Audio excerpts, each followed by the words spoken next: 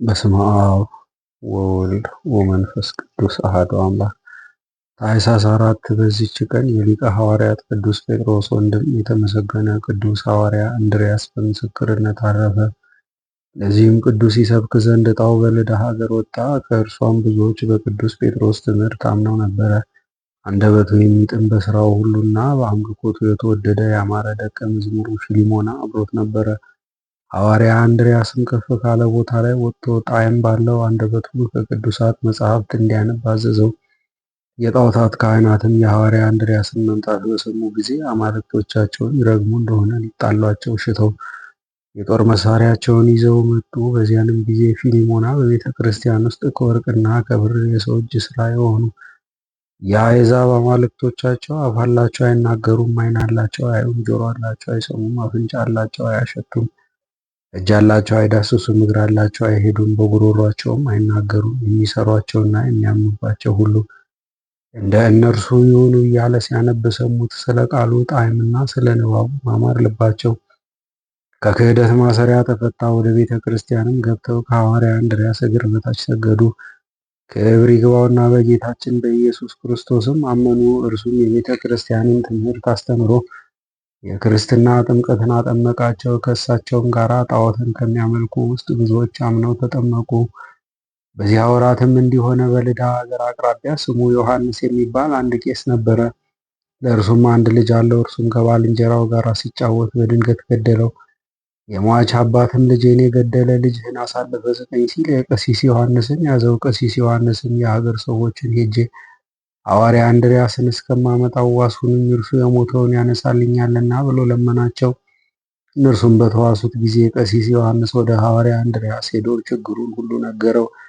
ሐዋርያ እንድርያስም ቀሲስ ዮሐንስን እንዲህ አለው፣ ከእኔ ዘንድ የሚጠመቁ ብዙ ሕዝቦች ስላሉ ከአንተ ጋር እሄድ ዘንድ አይቻለኝም። ግን ደቀ መዝሙሬ ፊሊሞና አብሮን ይሄድ፣ እርሱ የሞተውን ያስነሳልሃል አለው። ሐዋርያ እንድርያስም ከቄሱ ጋር ሄዶ የሞተውን ያስነሳለት ዘንድ ፊሊሞናን አዘዘው። ወደ ከተማውም ሲቀርቡ ቄሱንና ፊሊሞናን ሰዎች በከተማ ውስጥ ሁከት ሆኗልና አገረ ገዢው እንዳይገድላችሁ ወደ ከተማ አትግቡ አሏቸው።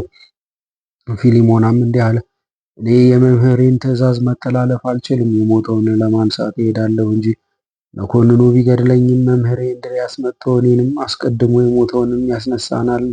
ሲገባም መኮንኑ ኒቆሮስን ተገናኘውና ፊሊሞና እንዲህ አለው፣ ሀገርን ለምን ታጠፋለህ? የሾሙ ከክፉ ነገር ሁሉ ሀገርን ልትጠብቅ አይደለምን? መኮንኑም ይህ ሰው ነፍሰ ገዳይ ይመስላል አለ። ወታደሮችንም ይዛችሁ ሰቅላችሁ ግረፉት አላቸው። ወታደሮችም ይገርፉት ዘንድ ይዘው ሰቀሉት።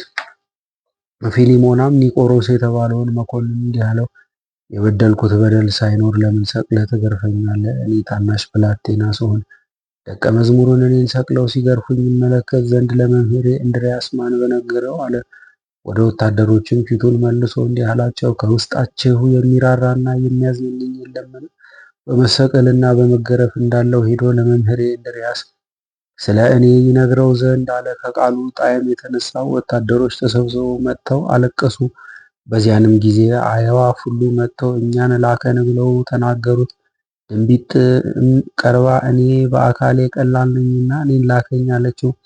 አንቺስ አመንዝራ ነሽ፣ ከወገንሽ በመንገድ አንዱን ያገኘሽ እንደሆነ ከእርሱ ጋር ትጫወቻለሽ፣ ፈጥነሽ አትመለሽም አላት። ከዚህም በኋላ ቁራ ቀርቦ እኔን ላከኝ አለው።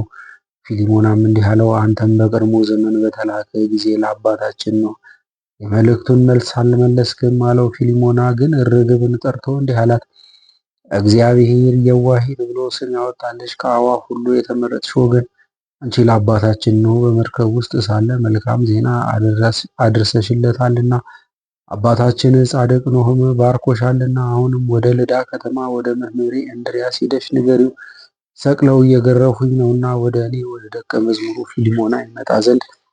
በዚያን ጊዜ ርግብ ሄዳ ለሐዋርያ እንድርያስ ነግራ የመልእክቱን መልስ ይዛ ተመለሰች።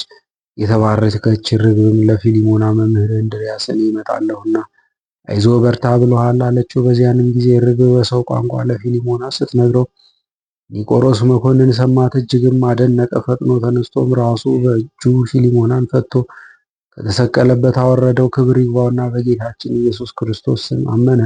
ሰይጣን ግን ቀና፣ በመኮንኑ ሚስት ልቡና አድሮ አሳበዳትና ልጇን ገደለች። አገልጋዮቹም ሄደው የሆነውን ሁሉ ለመኮንኑ ነገሩት። ፊሊሞናም አትፍራ፣ አይዞህ አለው። ከዚህም በኋላ ርግብን ጠርቦ ለመኮንኑ ቤት ሂጂ፣ እንዳይሸበሩ በጸጥታ እንዲቆዩ ንገሪያቸው አላት። ርግቢቱም ሂዳ ፊሊሞና እንዳዘዛት ለሕዝቡ ነገረቻቸው። ሕዝቡም ርግቢቱ በሰው ቃል ስትናገር በሰሙ ጊዜ እጅግ አድንቀው ፊሊሞና ወዳለበት ተሰበሰቡ። በዚያንም ጊዜ ሐዋርያ እንድርያስ ደረሰ። አስቀድሞ የሞተውን ያስነሳ ዘንድ ደቀ መዝሙሩ ፊሊሞናን አዘዘው። እርሱም ክብር ይግባውና ወደ ጌታችን በመጸለይ ከሞት አስነሳው። ሁለተኛም ወደ መኮንኑ ቤት ሄዱ። ሐዋርያ እንድርያስም የመኮንኑን ልጅ እናቱ የገደለችውን አስነሳው። የመኮንኑን ሚስት አዳናት። ከእርሷ የወጣውን ያንን ጋኔን ይዞ በሰው ሁሉ ፊት ምድርን ከፍቶ ወደ ጥልቅ አዘቅት አሰመጠው። ከዚህም በኋላ ሐዋርያ እንድርያስ ርግብን ጠርቶ ዕድሜሽ ስንት ነው አላት። እርሷም 8 ዓመት ነው አለችው። እርሱም ለደቀ መዝሙሬ ስለታዘዝሽ ወደ ዱር ሂጂ፣ ለዓለም ሰዎች ከመገዛት ነጻ ሁኚ አላት። ወዲያውኑ ሄደች። ሕዝቡም ይህን ድንቅ ሥራ አይተው አምነው ሁሉም የክርስትና ጥምቀትን ተጠመቁ። ከዚህም በኋላ ከእርሳቸው ዘንድ ወጥቶ አክራደ፣ አክሳስያ፣ ሴኒፎሮስም ወደ ተባሉ አገሮች ሄዶ አስተማረ። ከሐዋርያ በርቶሎሜዎስም ጋራ ተገናኝቶ ጋዝሪኖስ ወደሚባል አገር አንድነት ሄዱ።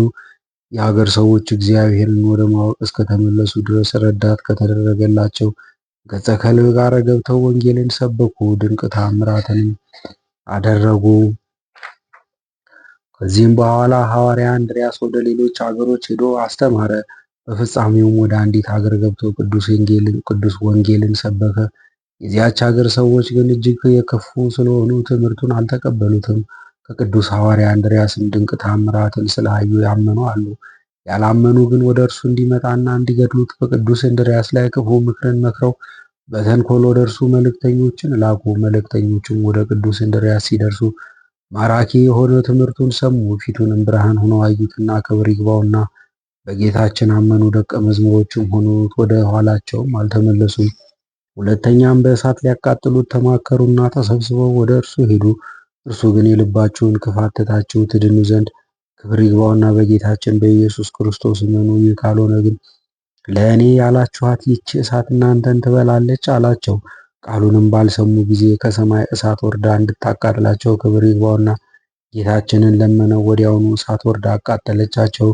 በዚያች ሀገር አውራጃዎች ሁሉ ዜናው ተሰማ። እጅግም ፈርተው ብዙዎች ክብር ይግባውና በጌታችን በኢየሱስ ክርስቶስ አመኑ። የጣዖታት አገልጋዮች ግን ይህን ሁሉ ድንቅ ታምራት አይተው አላመኑም። ቅዱስ ሐዋርያ እንድርያስን ሊገድሉት ፈለጉት እንጂ። ከዚህም በኋላ ተሰብስበው መጡና ቅዱስ ሐዋርያ እንድርያስን ይዘው ወሰዱት። ታላቅ ግርፋትንም ገርፈው በከተማው ሁሉ ራቁቱን አዙረው ከወህኒ ቤት ጨመሩት።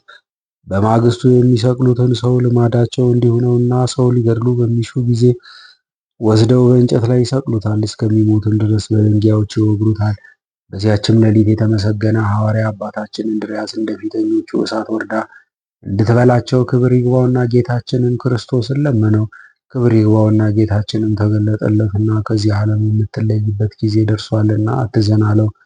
ሰላምታም ሰጥቶት ከእርሱ ተሰወረ። የተመሰገነ የሐዋርያ እንድርያስም ልቡናው ፈጽማ ደስ አላት። ንጋትም በሆነ ጊዜ ወስደው በእንጨት ላይ ሰቀሉት፣ እስከ ሞተ ድረስም በደንጊያዎች ወገሩት። አማንያን ሰዎችም መጥተው ሥጋውን ወስደው ገንዘው ቀበሩት። እርሱም ታላላቅ የሆኑ አስደናቂዎች ተአምራት ተገለጡ። ለእግዚአብሔር ምስጋና ይሁን። እኛንም በቅዱስ በሐዋርያ እንድርያስ ጸሎት ይማረን፣ በረከቱም ከእኛ ጋር ትኑር ለዘላለሙ አሜን። በዚችም ቀን የቅዱስ የአባ ጻእ፣ የአባ ያዕቆብ፣ የዘካርያስ፣ የስምዖን፣ የታወድራና የታውፍልያ መታሰቢያቸው ነው። በረከታቸውም ከእኛ ጋር ትኑር ለዘላለሙ አሜን።